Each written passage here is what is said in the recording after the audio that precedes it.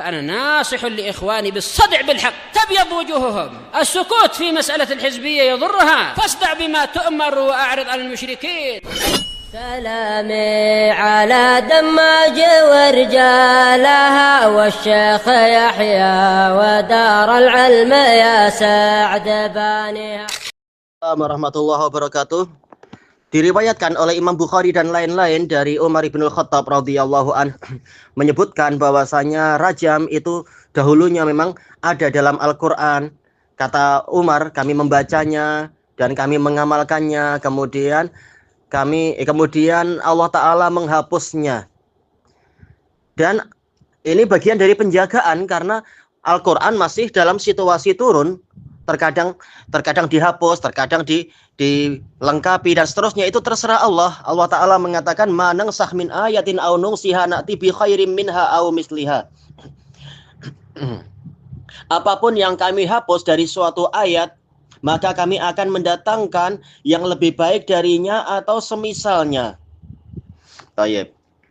Dan ternyata walaupun Al-Qur'an itu dihapus di bagian ayat rajamnya, tetapi dikekalkan dengan wahyu yang lain, yaitu wahyu sunnah. Rasulullah Shallallahu Alaihi Wasallam melakukan rajam dan disaksikan dan diamalkan oleh para sahabat. Merajam Ma'is bin Malik, merajam wanita Ghamidiyah, merajam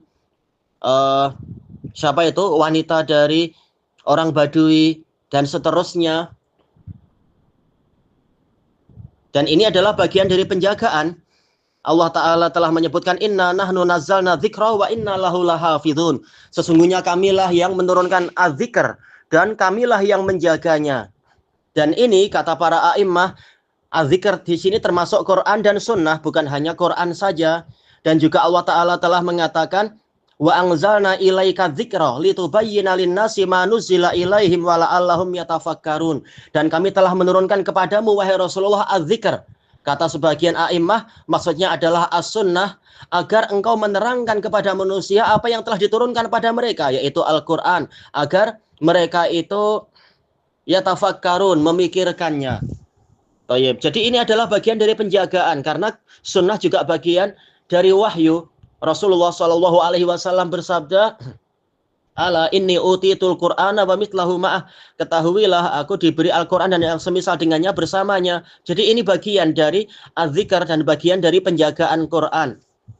Dan ini adalah penghapusan.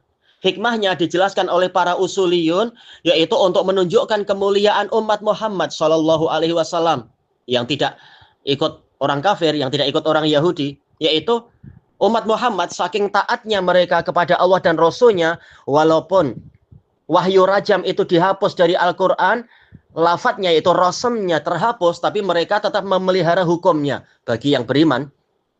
Sementara orang Yahudi, ayat rajam ada di dalam kitab Taurat, bahkan sampai di zaman Nabi, ayat rajam masih ada, tapi mereka yang sengaja meninggalkannya, menunjukkan betapa buruknya mereka. Ayat masih ada, tapi dibelakangi.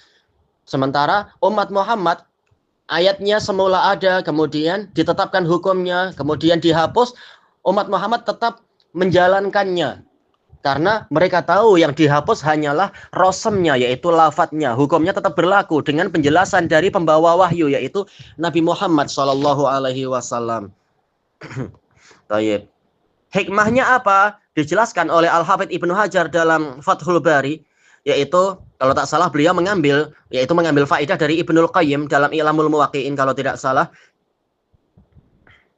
yaitu sebagaimana perzinaan itu kesedapannya dirasakan di seluruh sel-sel badan pelakunya, maka hukumannya juga dirasakan oleh seluruh sel-sel badan pelakunya, yaitu dirajam. Semuanya merasa sakit, seluruh anggota badannya itu.